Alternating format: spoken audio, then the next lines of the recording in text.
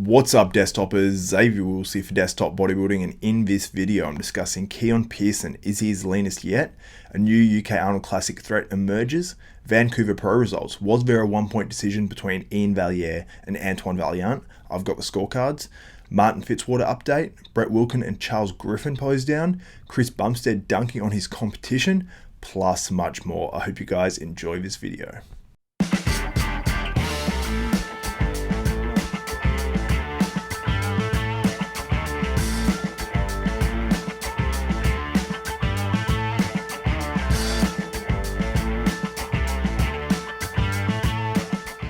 What's up, desktopers? Now, before I get into this one, I want to encourage you guys, if you like and appreciate this content, please give this video a thumbs up, smash that like button, also subscribe and hit the notification bell button. That way you'll be notified of every video that goes up for myself, Xavier Wills at Desktop Bodybuilding, including our all new podcast, Bodybuilding University, with myself, Brett Wilkin, Nathan Diasha, and Martin Fitzwater. We've got 5 episodes up right now. I'll put a link to the most recent one in the description below, but make sure you check them all out because I think they're all pretty good considering, and I'm really appreciating the kind comments we're getting on the videos.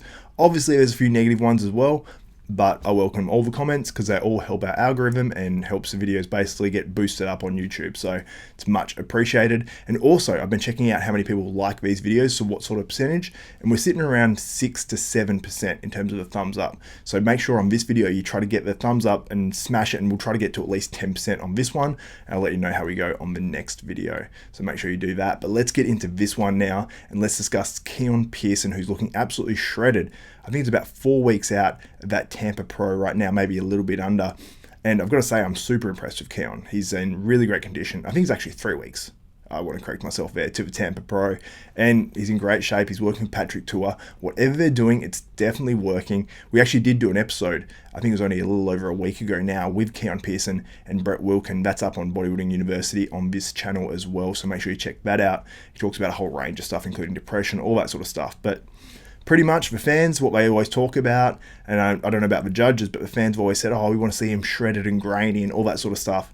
I don't know if Keone gets exactly grainy. I don't know if that's sort of in his genetic profile.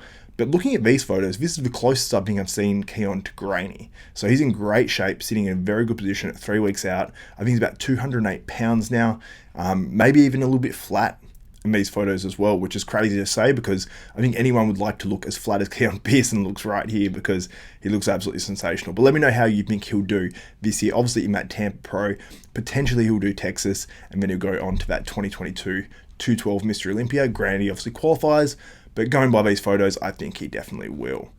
Now in our next physique update, we're discussing Marc Hector, who I've been really big on, and by these most recent physique updates, I'm even bigger on right now because he's doing that Arnold Classic UK, and you know, while it's a very good lineup with the likes of James Hollingshead, I believe Hassan Mustafa's doing it, a whole range of really, really good names doing that contest, I'm going to call it now. I'm going to predict him, but he's going to actually place top 3 in that show. Probably puts a bit of pressure on him, but he's looking that good because last year, or the year before, I believe it was actually, at the British Grand Prix, which James Hollingshead obviously took out and looked fantastic. So there's a bit of room between him and Marc Hector there, but I think Marc Hector's definitely catching up because the amount of muscle he appears to have put on is pretty phenomenal. I mean, he's put it on everywhere, basically. And I think that, you know, if he comes in at his usual conditioning, then he's going to be very, very hard to beat. So I think he's going to beat a lot of really good names for this lineup, and I think he's going to really establish himself as a top pro here. But let me know what you think in the comments below. How do you think Marc Hector will do in that 2022 Arnold Classic UK? The competitor list is up on the screen right now. Just let me know where you think he'll actually fit in there.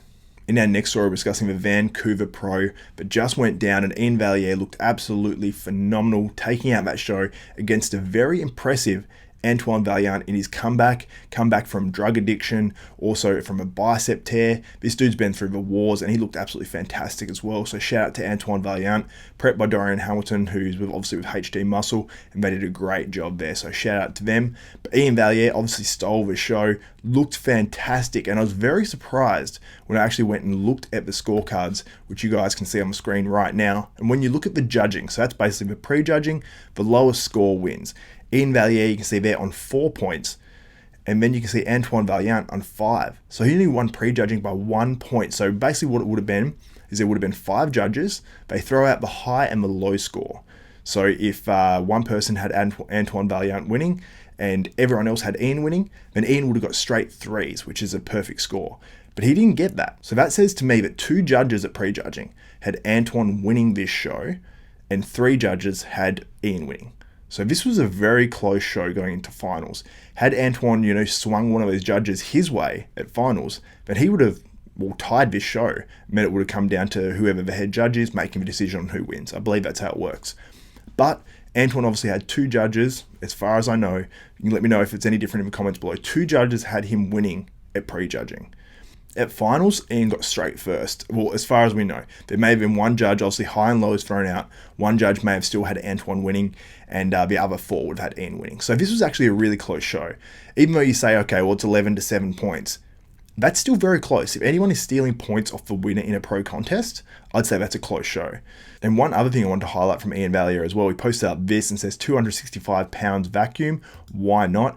And I was actually pretty impressed that Iain was actually able to do this and pull off a pretty damn impressive vacuum. I'm surprised Nick's strength and power wasn't all over this because he always talks about the vacuums, but it just goes to show that I think Iain Valliere has really crossed his T's and dotted his I's going into this Vancouver Pro. I think this year he's going to get his all-time best Mr Olympia finish. It's going to be hard sort of predicting at the end of the year because Iain falls perfectly when you predict into that sort of 7th spot, depending on who's obviously competing as well. But I think he probably will knock off someone who comes in off out of that top 6 sort of competitors, and he will slide into that first call out. But let me know what you think in the comments below about that. Also, another guy to highlight is Chen Kang, also known as Branch. He brought a great physique to the stage, and I thought he's more balanced overall as well. This was posted by Who Is The Best BB on Instagram, and you can see he's sort of balanced his physique out a bit. His legs don't look like they've gained any more muscle, which they definitely didn't need it. And he looks like he's actually put more muscle on that upper body, like his biceps look bigger, and he just looks like he's sort of blown up that upper body. So super impressed with the changes he's made. I don't know where he is in terms of his weight cap, but maybe even the legs came down very, very slightly, which isn't a bad move because it is classic. You don't want these huge, enormous legs that are going to take up a lot of weight and sort of fill you out, because when your legs do get a lot bigger, you seem to add a lot of weight to your physique. So great move by him. He's come as high as 5th at the 2019 Classic Physique Olympia. This was his comeback show since then. So it's been almost 3 years since we've seen this guy on an IFBB Pro stage, as far as I know anyway. And I think he looked fantastic, and I cannot wait to see where he fits in at the Classic Physique Mr Olympia. You guys are going to have to let me know on this in the comments below as well. Where do you think that Chen Kang fits in at that 2022 Classic Physique Olympia?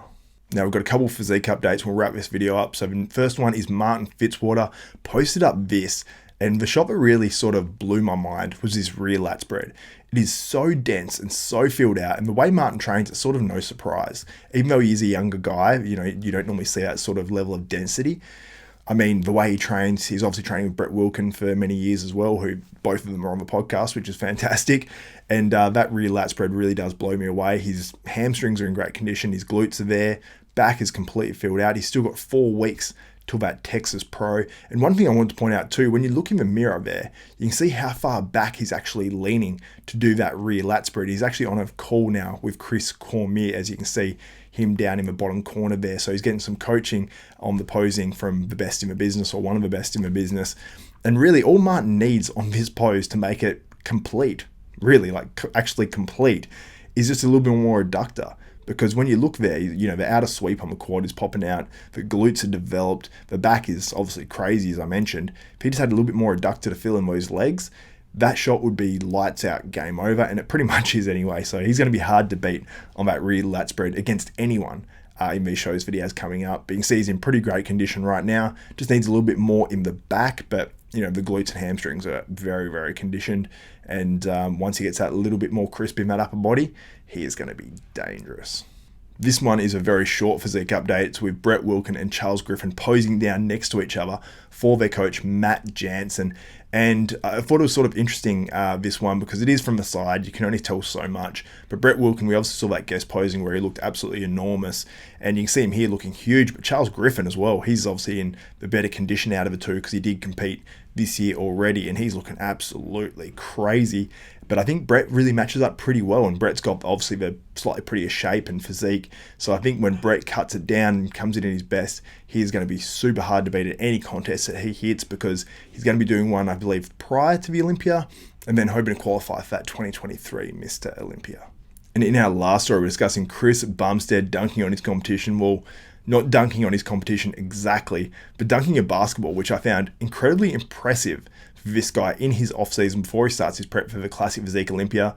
Boom, dunk. Like, that is, like, I've never actually dunked a basketball properly before. I've done it where you sort of get it in and then your fingers touch the rim, but you're not really dunking it like that. So I know he's about 6 foot, 6'1", but he's weighing about 260 pounds now. So it's pretty hard to get off the ground when you're that sort of weight.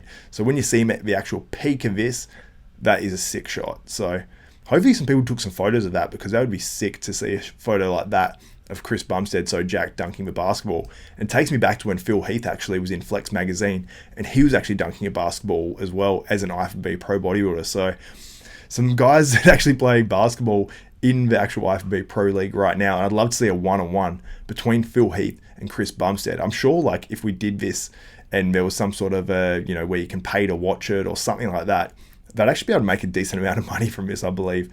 But it'd just be cool to see regardless as a promotional thing or something like that, because Chris Bumstead is obviously Classic Physique Mr Olympia however many times, and Phil Heath 7-time Mr Olympia. I think it'd be really, really cool to see, or them actually doing a draft and drafting their own teams and then going 5-on-5. I'd love to see it, but let me know what you think in the comments below. Would you watch it? How much would you pay to watch it? And who do you think would actually win? Anyway guys, that's it for this video. For Xavier Wills Desktop Bodybuilding, we are out.